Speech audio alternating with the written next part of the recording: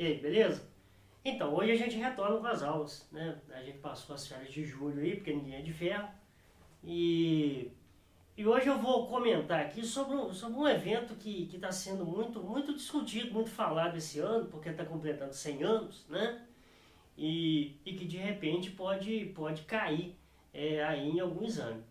Né? Então eu estou falando da greve geral de 1917, a primeira greve do tipo ocorrida aqui no Brasil. Beleza?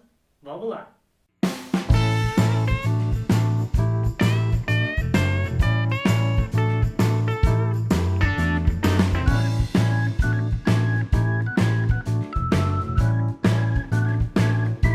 Olha, a greve geral de 1917 é um evento assim que ao longo, né, da história do Brasil foi muito pouco falado. Né? Como eu falei, a história, né, ela às vezes ela deixa de lado aqueles assuntos que teoricamente são pouco atraentes. Então, por exemplo, você pega qualquer livro didático aqui, você vai ver algumas pequenas menções ao evento. Né? É óbvio que há uma linha que trata esse movimento de forma insignificante, outra linha que trata esse evento como um dos mais importantes da história do Brasil. Eu tenho muito cuidado em relação a isso, porque, por exemplo, eu já li aí em alguns textos falando que a CLT promulgada pelo Getúlio Vargas aí nos anos 40 foi resultado imediato dessa greve. Que a CLT as leis trabalhistas só foram consolidadas por causa dessa greve. Eu particularmente duvido. Né?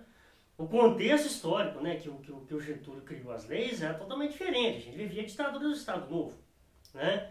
Então, não acredito que houve assim, um diálogo, né, do governo com a classe trabalhadora a ponto de eu cravar que aquilo ali é efetivamente uma conquista dos trabalhadores.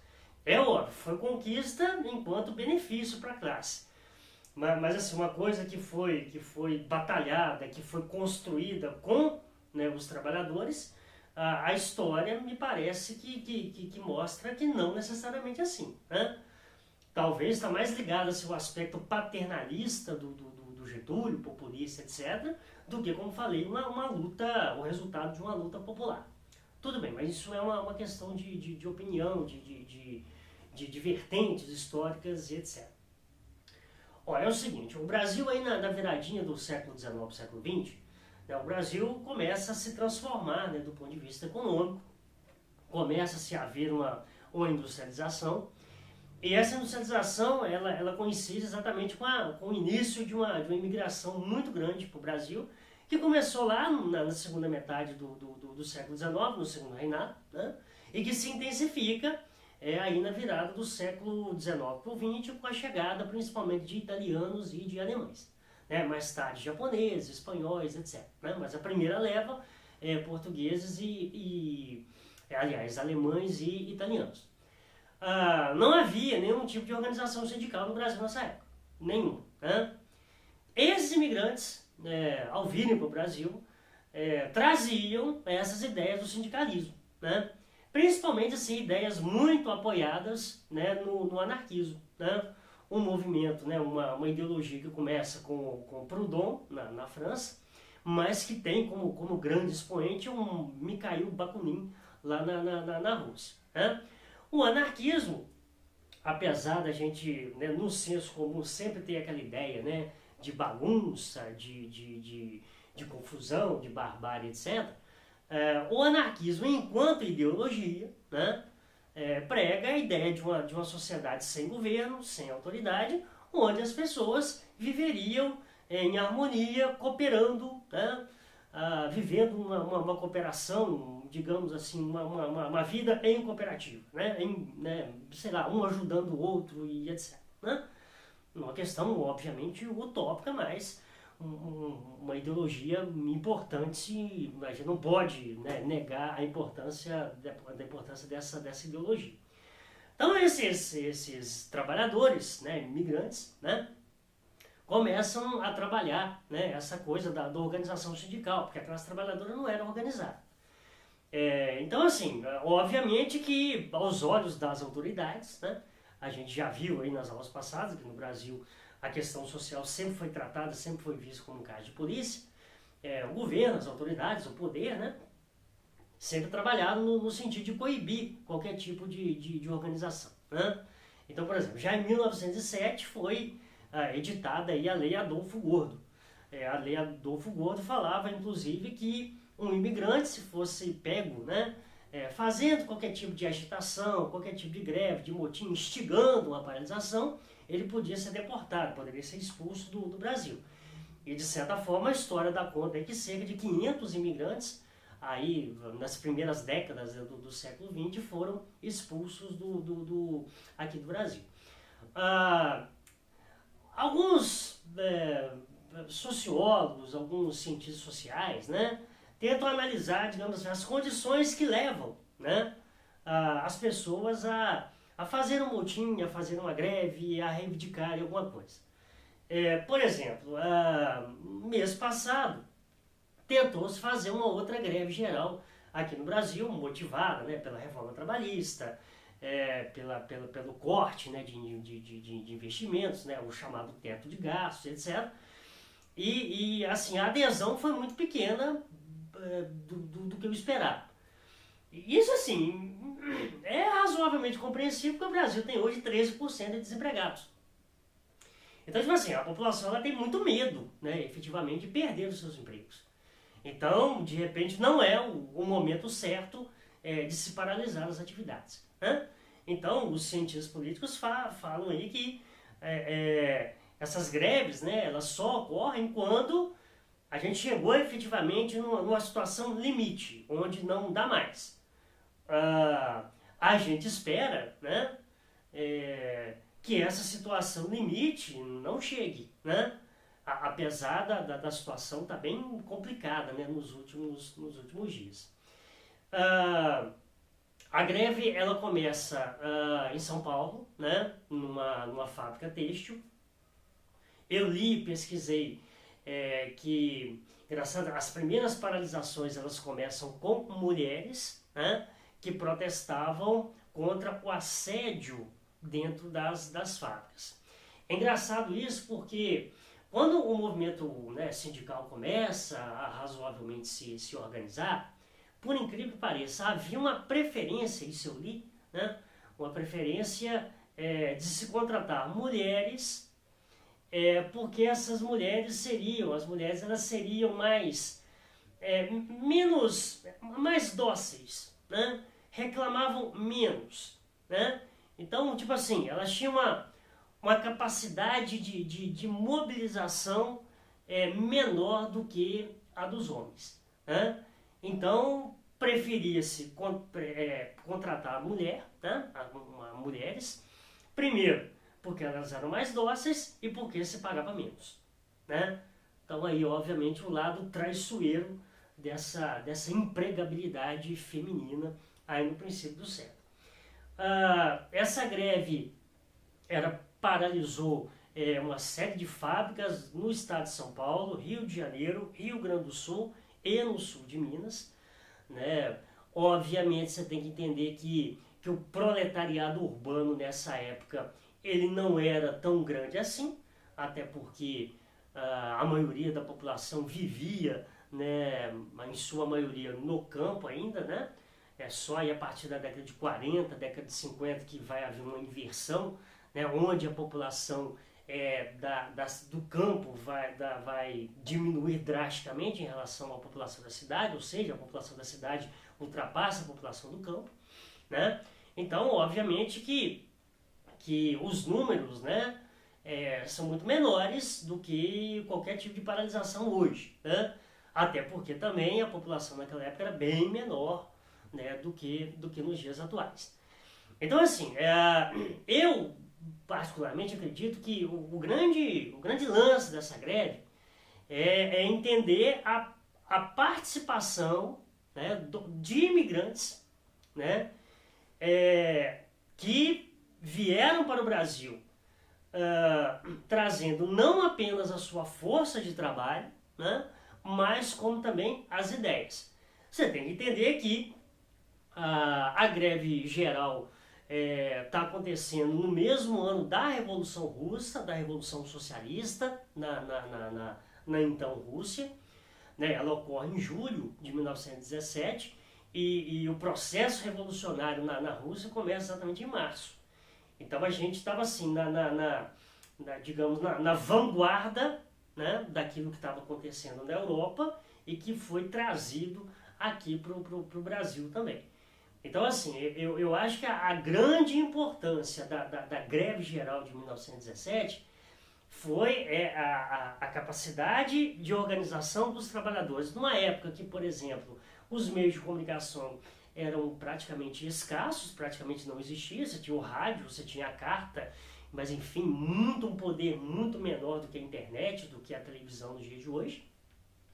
E sobretudo por inaugurarem, né, essas ideias sindicalistas de organização, né, sindical aqui no Brasil, né?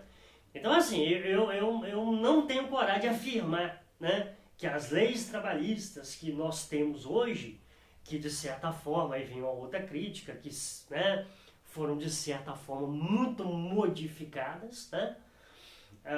O governo defende que isso vai modernizar, vai melhorar, né, a questão do emprego, né? Porque segundo ele a CLT ela é muito antiga, ela não está adaptada aos novos tempos, né? A gente sinceramente espera que isso seja verdade, né? E que, tipo, a coisa não tenha que piorar muito para a gente chegar à conclusão que não foi ruim, não foi bom, então a gente tem que refazer tudo de novo, né? Porque quando a gente faz essas coisas na base do teste, na base da tentativa, da experiência, você acaba condenando, né, uma geração inteira que vai sofrer com essas mudanças drásticas, né? Então a gente espera, sinceramente, né, sem politicagem, que o governo esteja realmente certo, né? E que essas reformas não tinham sido feitas antes exatamente por falta de coragem política. Algumas outras coisas interessantes também que vale ressaltar. Logo depois, em 1922, é fundado na clandestinidade o Partido Comunista Brasileiro, né, que tem como principal representante o Luiz Carlos Prestes. E uma curiosidade muito interessante, isso aí é muito bacana mesmo, que nas eleições de 1930, né, o chamado Bloco Operário Camponês, né, essa primeira tentativa de organizar trabalhadores do campo e trabalhadores da cidade, aos moldes, né, do comunismo soviético, lançou um candidato à presidência, né, uma chapa formada por Minervino de Oliveira e Gastão Valentim.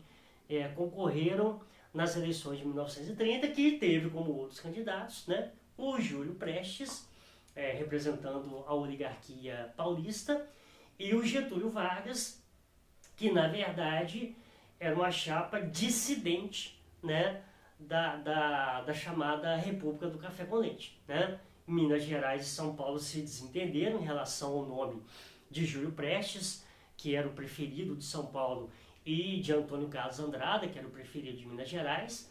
Quando São Paulo impõe Júlio Prestes, Minas Gerais então pula da barca e lança um candidato do Rio Grande do Sul, o Getúlio Vargas, que não vai vencer as eleições, mas vai assumir o poder a partir de 1930, naquilo que ficou conhecido como Revolução de 1930, que vai ser o tema aí das nossas próximas aulas.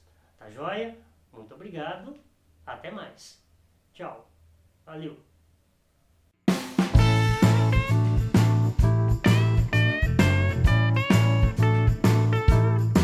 Bom, eu acabei esquecendo de falar os motivos, né, que levaram à greve geral de 1917.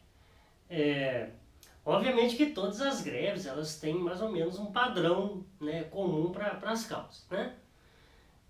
Nós estamos falando de uma época no princípio do século XX que não tem legislação trabalhista nenhuma, né?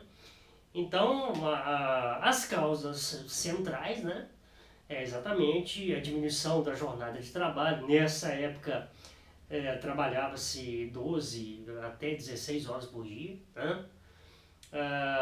os salários eram muito baixos e as condições de trabalho também muito, muito ruins, né? Então os grevistas, né, eles reivindicavam, né, uma jornada máxima de trabalho de 8 horas, o aumento dos salários, a proibição do trabalho infantil até 14 anos, entre outras pautas comuns aos movimentos, né?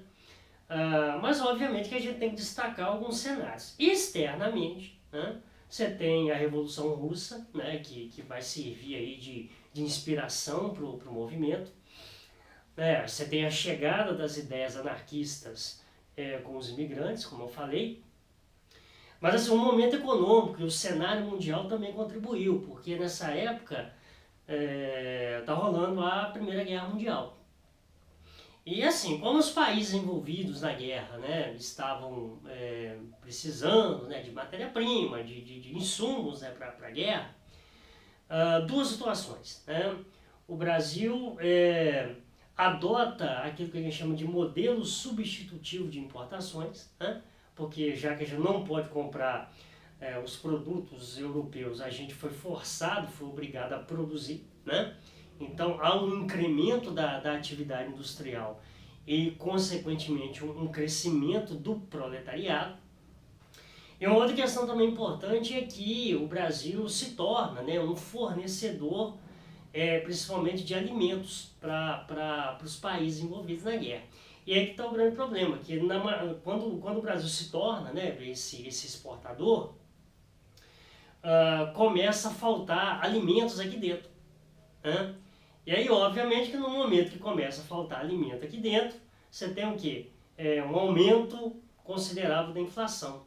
Aumento da inflação não acompanhado, obviamente, pelo crescimento dos salários.